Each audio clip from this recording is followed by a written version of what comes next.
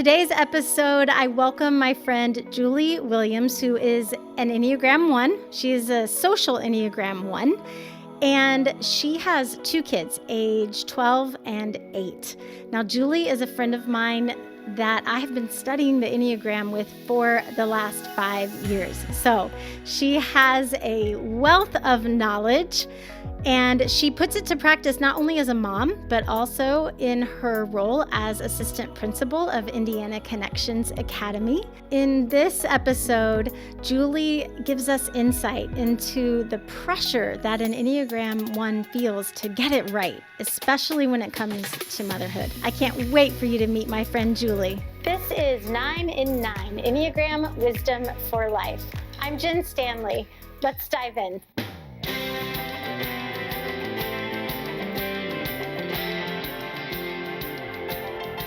Let's talk about motherhood and what it's like to be an Enneagram 1 and a mom.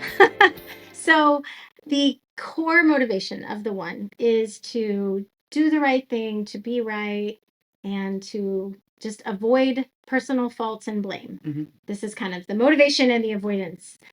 How does that play out as a mom?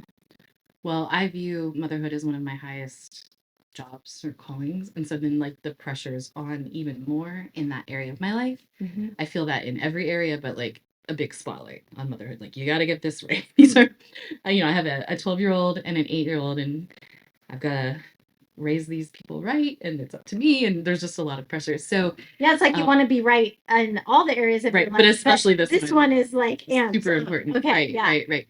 So what that looks like for me, and especially when my kids were little, there's all this research out there about best practice and how to feed your kids and how to teach them how to sleep, and I would spend hours, right, absorbing all of that and trying to do like the best way. And as my kids get older, there's less and less about like, here's the right way to do this, because all kids are different even from the time they're born, but as they get to be older elementary teenagers, they're so vastly different. There's no formula. There's no playbook that says do X and you'll get Y outcome. So an Enneagram 1 comes from the gut triad, from the instinct triad, and that means that the essential need is power and control. Right. So how do you see this with your 8 and your 12-year-old who also probably really want some power and control themselves?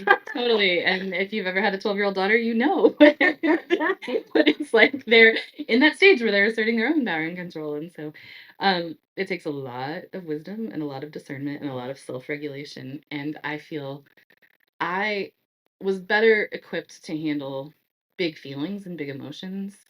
Not perfectly, but it wasn't as hard for me to handle like a toddler temper tantrum or something like that, because I don't know, I was better able to keep myself regulated. But what is a trigger for me is disrespect. And so sometimes, like, when I have a disrespectful moment, I don't have time to catch myself, and like my immediate reaction is like, no, like immediately engaging in that power struggle.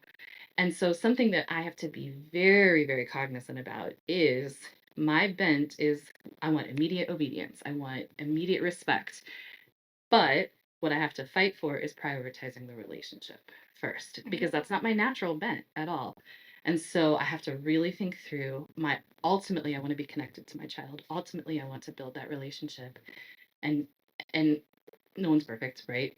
But that's what I have to work through on the most part, and not have that like immediately like trigger hair of being angry or defensive.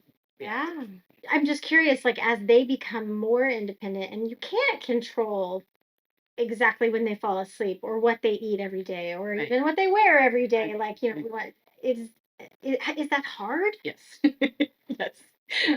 Things that I care about that they don't necessarily care about. It's a constant conversation with my husband on what are our boundaries, what are our like non-negotiables, and what are the things that like we don't prefer, but it's okay.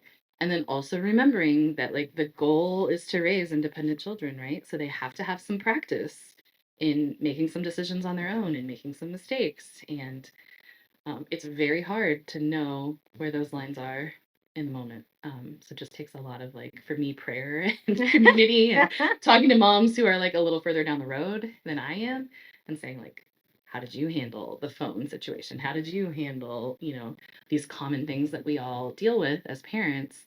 Getting some wisdom from them has been helpful. Yeah. What is the hardest part for you about being a one and being a mom? Again, I'll cheat. I'm going to give you two. So saying the hardest. You're not cheating. But as a one, I do have a loud internal critic, and for me, that sounds like should.